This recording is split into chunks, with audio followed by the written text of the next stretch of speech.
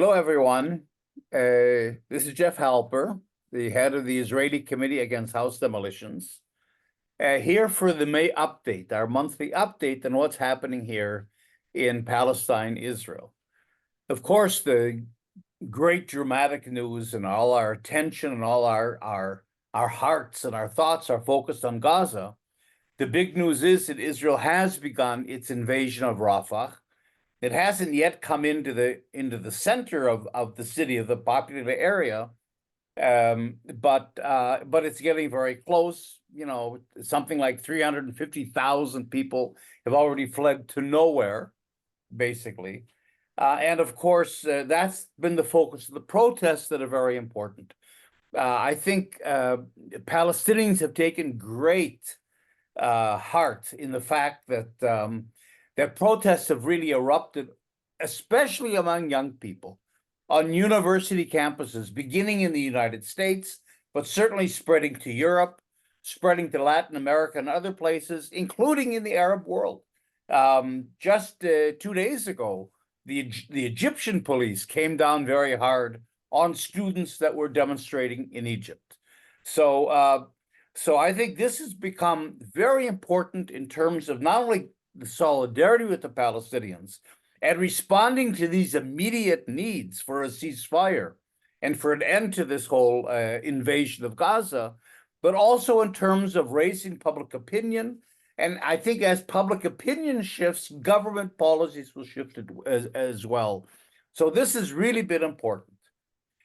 The problem is, and this is our analysis has to deal with issues and problems and so on, is that it's very hard for us as extra parliamentary political forces in the streets or in churches or in universities or in community settings to influence policy, because as immediate and dramatic and urgent as it is to get a ceasefire in Gaza, to end the genocide, and so on, and of course the other on a bigger level then to divest from Israeli companies on a little bit of a longer scale to begin to isolate Israel internationally.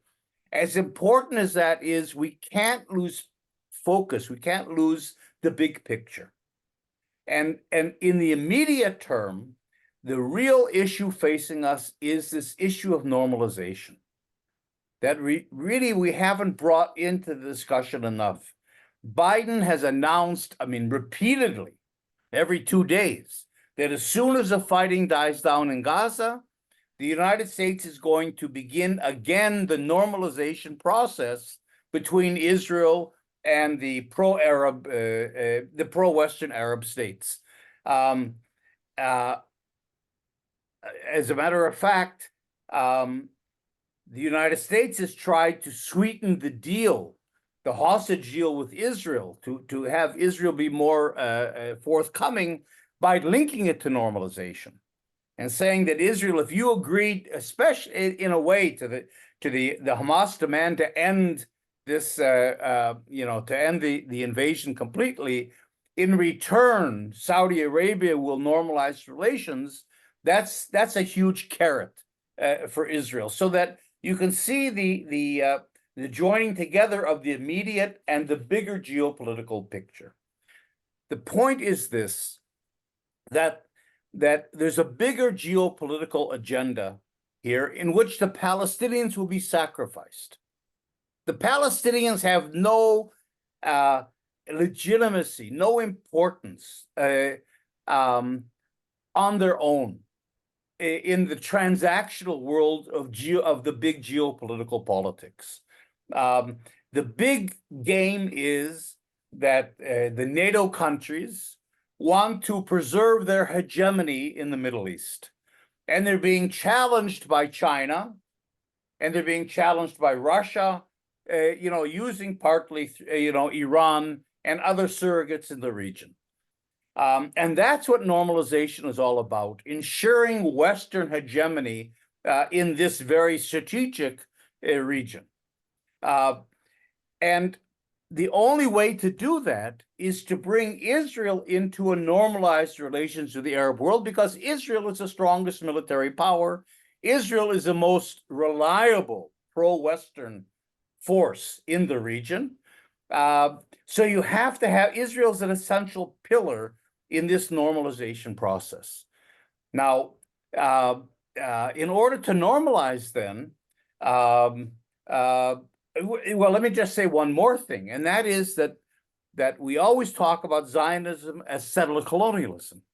Well, the way settler colonialism wins in the end, I mean, Israel has conquered the country.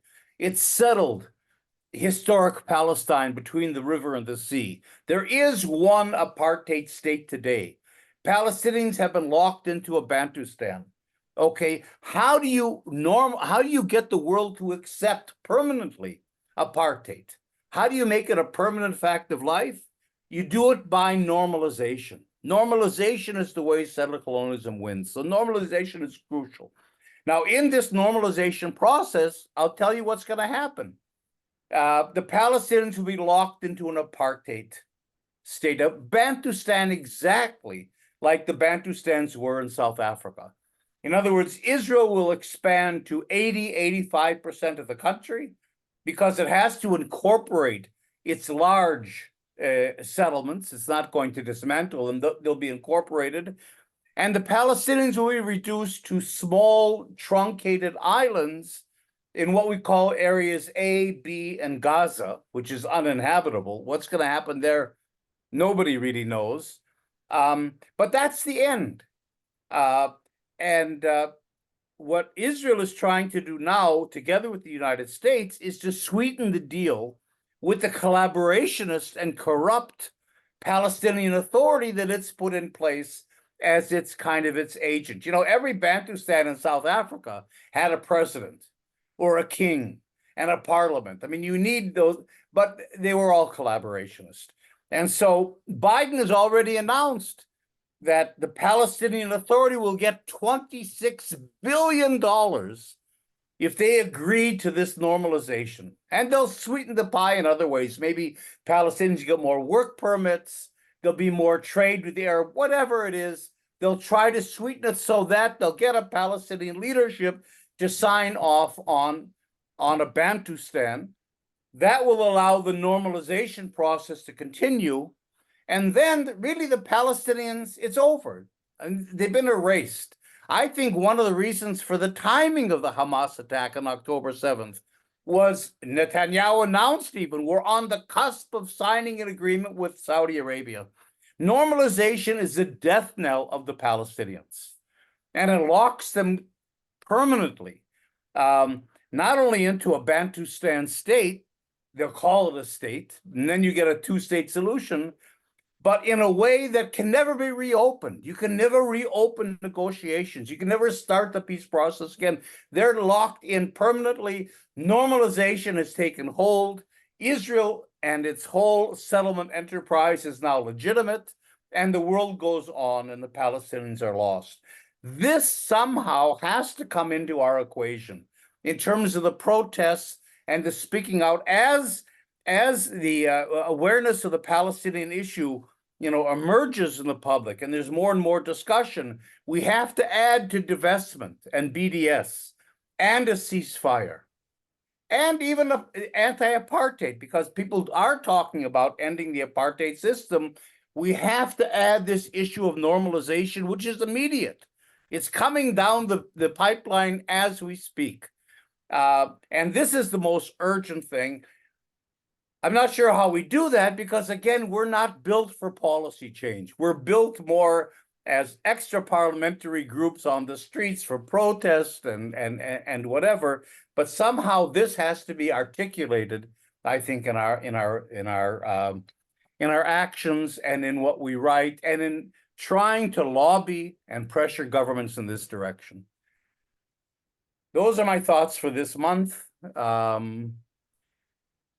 an ongoing situation, but we stay in touch with you in all kinds of ways during the month. Look at our ICAHD website, ICAHD.org. which is a tremendous treasury of resources and analysis and so on. And we'll talk next month. Be well. Bye.